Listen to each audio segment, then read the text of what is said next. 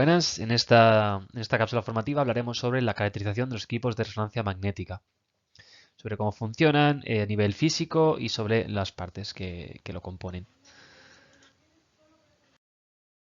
Como introducción a nivel importante, tenemos que las imágenes de resonancia magnética se obtienen a través de una onda electromagnética de radiofrecuencia, ¿vale? Que excita estos átomos de hidrógeno y es lo que nos provoca la señal.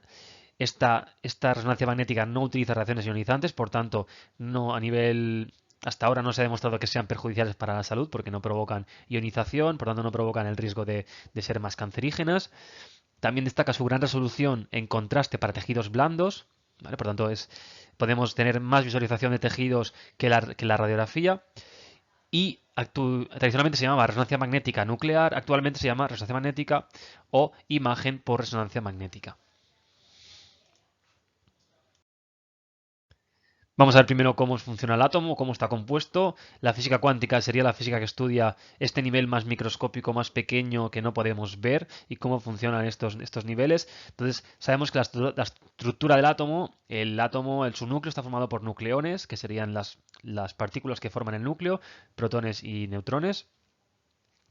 Y estos protones y neutrones, o nucleones, podemos decirles, a término general, están formados por quarks, que tenemos quarks up y quarks down. ¿Vale? Y aquí nos dice que un protón está formado por dos quarks up y uno down, y un neutrón tiene dos quarks down y uno up. Pero bueno, esto no es tan importante, simplemente que sepáis que los nucleones están formados por quarks. Entonces, a nivel de resonancia magnética, tenemos también mucha importancia con el spin. Que el spin es una propiedad física que se interpreta como una rotación o momento angular intrínseco de las mismas. ¿Vale? Las partículas atómicas pueden tener un giro, un momento angular, ¿vale? Una rotación que le llamamos spin. Y esto es importante para después entender cómo funciona la resonancia magnética. En el núcleo atómico, este spin tiende a anularse unos con otros, ¿vale? En neutrones con protones. Entonces, al ser contrarios, pues provocan un estado energético más estable y anulan el spin total. Pero esto pasa en núcleos con número atómico par. Si encontramos un número atómico impar, como por ejemplo el hidrógeno, que tiene solo un solo protón, no se anula este spin, ¿vale? La rotación se mantiene.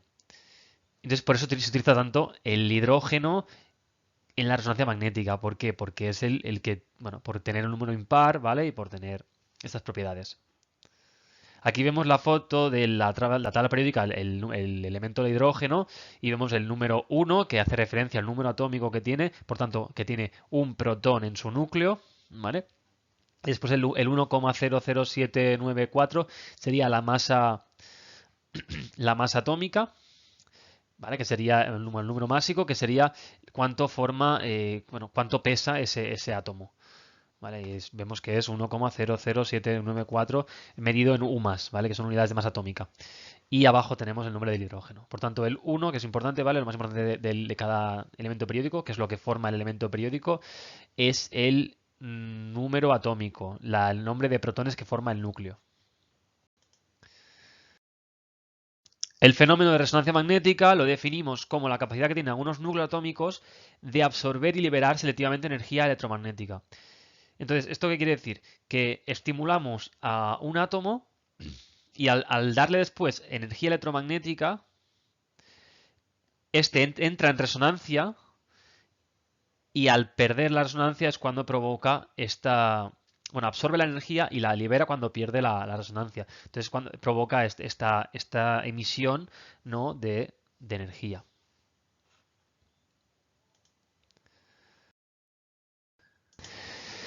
Entonces tenemos pues una sustancia o un tejido, lo que sea, ¿vale? Que lo sometemos a un campo magnético lo suficientemente intenso, pues los momentos magnéticos de estas partículas se alinearán con este campo, ¿vale? Entrarán alineados con el campo magnético. Puede ser una alineación paralela o antiparalela. Paralela si tiene el mismo sentido del campo magnético, antiparalela si es en sentido contrario, aunque el más frecuente es en sentido paralelo.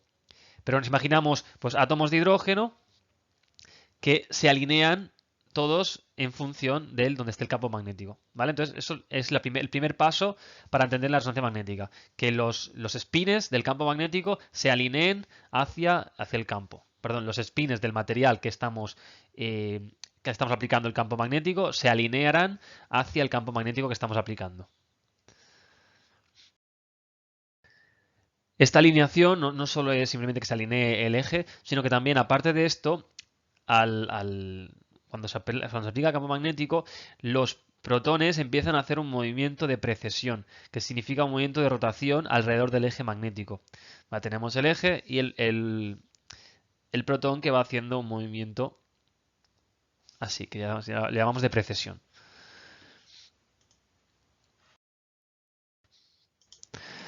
Hasta no le damos tanta importancia, pero bueno, nos dice que la velocidad de precesión es muy alta y que esta velocidad se puede medir como frecuencia de precesión o frecuencia del Larmor. Y dependerá también pues, del campo magnético, de la fuerza del campo magnético. Y aquí vemos la peonza, cómo hace el movimiento tanto de rotación como de precesión. ¿Vale? Sería el spin, sería la rotación esta, y la precesión sería el movimiento alrededor del campo magnético. Vale, y aquí tenemos pues los vectores más o menos de movimiento. El eje Z, que sería el que corresponde a la dirección del campo magnético, donde alinearemos el protón, y alrededor de este se hará el movimiento de precesión. Entonces tenemos el vector de spin, que sería el que hace el giro.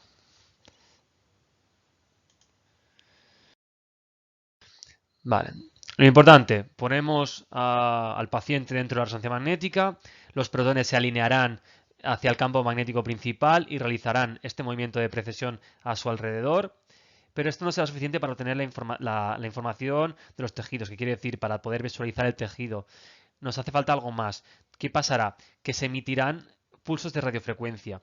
Esta radiofrecuencia excitará los protones que están alineados, precesando alrededor del campo magnético, y cuando pierdan la excitación por las radiofrecuencias, cuando emitirán esta información que se recogerá y podremos transformarla en imagen. Y aquí nos explica lo que yo he dicho anteriormente. Tenemos los protones precesando en la misma frecuencia que la radiofrecuencia, que el pulso de radiofrecuencia. Entonces, cuando lo estimulamos con el pulso de radiofrecuencia, entra en resonancia y absorbe la energía. Y esto se llama excitación, ¿vale? Este proceso se llama excitación. ¿Cómo excitamos? Con el pulso de radiofrecuencia. ¿Y cuál se excita? Los protones que están en la misma frecuencia que el pulso de radiofrecuencia. Vale. Una vez excitado, cuando deje de excitarse, el protón, perdón, liberará la energía. Entonces pasará a la fase de relajación. Y durante la relajación, estos núcleos emitirán una energía de radiofrecuencia que se llama señal de resonancia magnética. Y esta señal es la que representa la base de la resonancia magnética, porque es la que nos da toda la información sobre cómo es el tejido. Vale, aquí en las imágenes a la izquierda vemos primero cómo está el protón orientado hacia arriba, ¿vale? Se estimula con la señal de radiofrecuencia, baja para abajo, ¿vale? Es cuando va para la derecha. Y en la foto de la derecha vemos cómo de allí, ¿vale? De esta trayectoria pasa a estar excitado por el pulso de radiofrecuencia. ¿Vale? Vemos que hace un movimiento en giro, se queda abajo y después ya vuelve para arriba, ¿vale? Sería este movimiento es el que haría más o menos. ¿Vale? Está normal, precesando con el campo magnético, se estimula con el pulso de radiofrecuencia y al volver es cuando expulsa la energía y nos da una imagen. Entonces, esta señal procedente de un volumen de tejido, voxel, decíamos que era pues de la matriz virtual, ¿vale? La matriz digital, pues era un píxel en 3D, ¿vale? Pues un volumen de tejido, un voxel, pasaría a ser en el nivel digital, induce una corriente que es captada y procesada por una antena para transformarse en imagen, ¿vale? Este volumen de tejido se transformará después en un voxel. ¿Y cómo se transforma? Porque tenemos una antena, que esta antena es la que recibe la radiofrecuencia que ha expulsado el tejido y podemos transformarla en este voxel para ver cómo es, o en este píxel para ver cómo es el tejido. La energía por los núcleos estará muy influenciada por las características histológicas y químicas del medio donde se encuentren los núcleos, que quiere decir que el tejido, las características del tejido a nivel químico como a nivel histológico, a nivel histológico quiere decir bueno, a nivel del tejido por dentro, esto, la densidad del tejido, etcétera, provocará pues diferentes tipos de imágenes. Y entonces, pues estos efectos de relajación que pueden ser diferentes, depende del tejido, pues provocará una intensidad u otra en la imagen. ¿Cómo llamamos a esto, a estos diferentes procesos que dan diferentes tipos de imágenes? Pues le llamamos potenciación. Y ahora veremos qué elementos dan la potenciación. Y aquí tenemos pues los factores de potenciación. Podemos tener la densidad protónica, que quiere decir que contra mayor cantidad de protones de hidrógeno tenga un tejido, pues dará mayor señal. Y después tenemos constantes de atenuación, que es el tiempo que tarda en, bueno, son tiempos que tardan en recuperar la magnetización o en perder la magnetización transversal.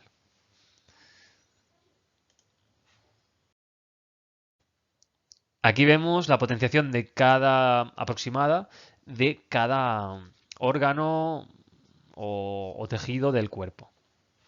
Y tenemos la densidad protónica, la relajación longitudinal y la relajación transversal.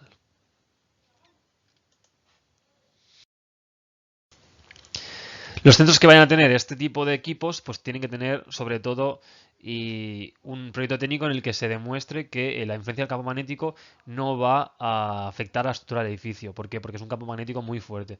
Entonces, aparte que no se puede entrar dentro de la sala objetos metálicos, también se tiene que demostrar que el campo magnético no puede afectar a la estructura metálica del edificio. También requerirá un estudio en función del peso, ¿vale?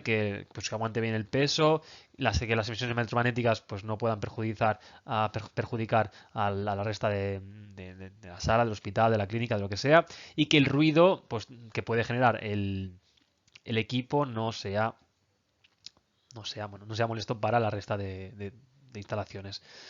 Y aparte que tenga las dimensiones adecuadas para que quepa el equipo dentro de la sala. La ubicación debe permitir el acceso al paciente de 3 lados, mínimamente, ¿vale? Después, está restringido, obviamente, el acceso a la sala con material ferromagnético y debe estar informado antes de entrar. Y la parte de todo esto, la sala debe estar protegida de las influencias de radiación electromagnética con una jaula de Faraday. ¿Vale? Por tanto, debe estar envuelta de una jaula de Faraday para que no haya influencias ni de dentro ni de fuera de radiación electromagnética. Aquí vemos dos tipos de equipos de resonancia magnética, ya sea cerrado, que es el típico que estamos más acostumbrados, o abierto. ¿Vale? Vemos que el abierto tiene forma de C, bueno, con lateral descubierto, al final es menos claustrofóbico y se utilizaría para pacientes con claustrofobia. Pero el más utilizado normalmente es el cerrado.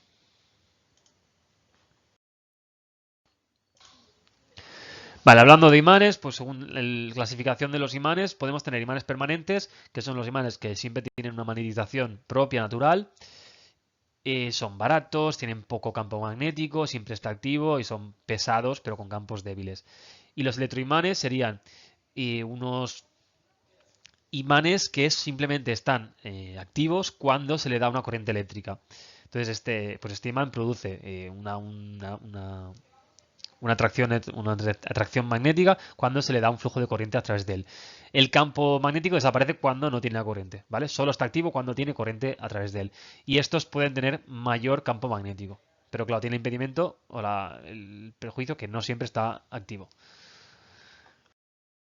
Después, respecto a los imanes, según el material, podemos tener resistivos, que serían materiales que son muy buenos conductores, como por ejemplo el cobre, y superconductores, que serían ya más conductores aún.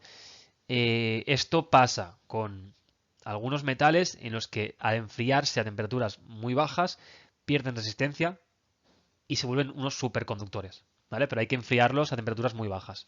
Por ejemplo, tenemos el titanio y el niobio. Y bueno, aquí tenemos las ventajas e inconvenientes tanto de los resistivos, electroimanes resistivos, como de los electroimanes superconductores.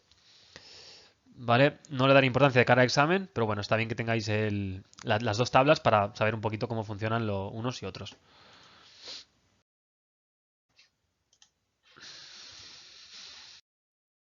Entonces, para la formación de imágenes, como he dicho anteriormente, es importante el pulso de radiofrecuencia y poder recibir también ese pulso de radiofrecuencia. Entonces, ¿quién hace esta función? Las antenas o bobinas. Estas pueden emitir, entonces pretenden excitar los protones y recibir también esta señal procedente de los tejidos que han sido excitados. Entonces, tiene las dos funciones. Podemos clasificar las antenas en tres tipos. Transmisora cuando emiten los pulsos de radiofrecuencia, receptoras cuando solamente reciben la señal de los tejidos cuando ya han sido relajados y por último transmisora receptora que serían capaces de hacer tanto emitir los pulsos de radiofrecuencia como de recoger después la señal emitida por los tejidos. Y le decimos que la mayoría de equipos de resonancia magnética tienen una antena emisora receptora, conocida como antena de cuerpo. ¿Vale? Pero sepáis que es la antena que emite y cuando se relaja el protón y envía la señal, también reciben esta señal y pueden crear la imagen. Según su diseño, podemos clasificar las antenas en dos tipos: de volumen, que serían las que envuelven al paciente, envuelven al paciente 360 grados y nos darían como una señal más homogénea. Y después tenemos las de superficie que cubren menor volumen, ¿vale? Como vemos en la foto, es esta pequeñita de aquí y tienen menor capacidad de penetración.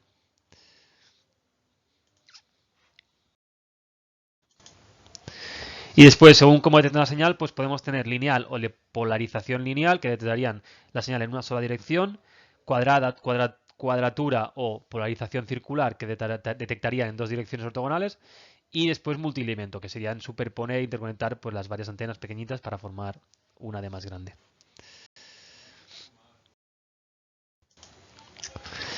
Vale, características que debe tener en cuenta a la hora de elegir una antena. Tenemos la relación señal-ruido. Sería la proporción entre la potencia de la señal que se transmite y la potencia del ruido que la altera. ¿Vale? Contra mayor señal pueda recibir y menos ruido, mejor. ¿Vale? Factor de calidad, Q, es la capacidad de discriminación entre las frecuencias que debe o no recibir la antena. ¿Vale? Si discrimina mejor, tendrá mayor factor de calidad Q. Y después la sensibilidad sería el mínimo de señal que necesita para poder detectar la antena. ¿Vale? Contra menos señal detecte, tendrá más sensibilidad esta antena o bobina. Y por último están las bobinas de gradiente, que lo que hacen es producir un campo magnético adicional al principal. Entonces esto lo que da es pues, definir un plano y un grosor de corte. Y estas pues se activan y desactivan muy rápidamente, con una duración de milisegundos.